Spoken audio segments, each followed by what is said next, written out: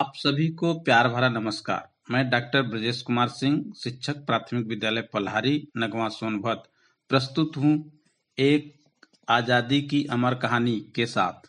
कहानी का शीर्षक है कुमारी कालीबाई। घटना 1947 की है। बस आजादी मिलने वाली थी, तभी रास्तापाल गांव में एक घटना घटी। गांव में भोगीलाल पांड्या नामक एक व्यक्ति स्कूल चलवाते थे, जहां नाना भाई खाट शिक्षक थे।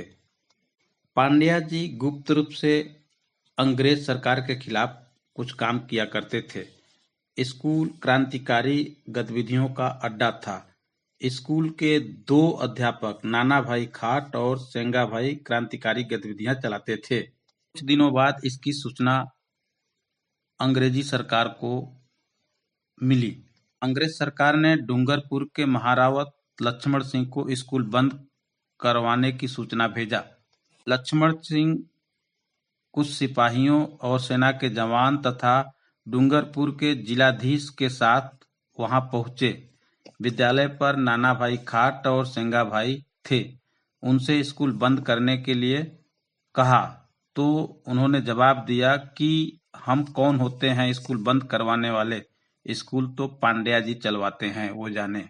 इस पर जिलाधीश ने पुलिस से दोनों अध्यापकों को मार पीट कर ठीक करने को कहा। इस पर पुलिस ने डंडा बरसाया। नाना भाई खाट तो मरते मरते बचे और वहीं ढेर हो गए, पर सेंगा भाई को जीप के पीछे रस्सी से बांध दिया। यह हालत देखकर कुमारी कालीबाई, जो उसी विद्यालय की छात्रा थी, दौड़कर जीप के सामने आ गई और बोली, मास्टर साहब को छोड़ दो, उन्होंने क्या गलती की है।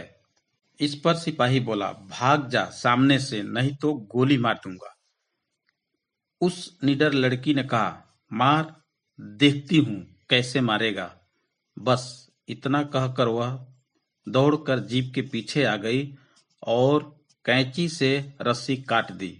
सेंगा भाई छूट गए और आनन फानन में वहां से रफू चक्कर हो गए। पर वहां कुमारी कालीबाई अकेली खड़ी रह गई। यह देखकर सैनिकों ने कालीबाई पर गोलियों की बौछार कर दी और कालीबाई की जीवन लीला वहीं समाप्त हो गई। कुमारी कालीबाई के मरने की खबर सुनकर हजारों की संख्या में भील आदिवासी वहां इकट्ठा हो गए और अंग्रेजों को घेर लिया।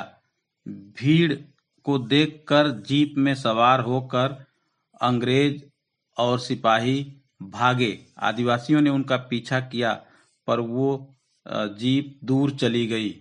देश की आजादी के लिए कालीबाई न्यौछावर हो गई। मात्र 13 साल की आदिवासी बालिका ने ऐसा काम कर दिखाया जिससे वह हमेशा के लिए अमर हो गई और इतिहास के पन्नों में दर्ज हो गई।